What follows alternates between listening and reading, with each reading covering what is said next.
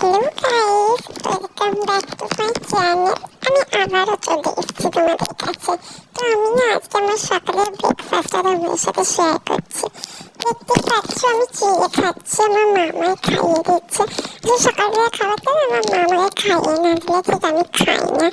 বুঝতেই তো পারছো আমার মায়ের খুব ছোট ছেলে।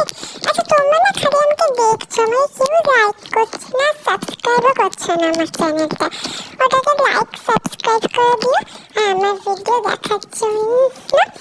আর তোমার ভিডিওগুলোকে একটু শেয়ারও করে দিও যাতে আমি সবার মধ্যে একটু ছড়িয়ে পড়ি।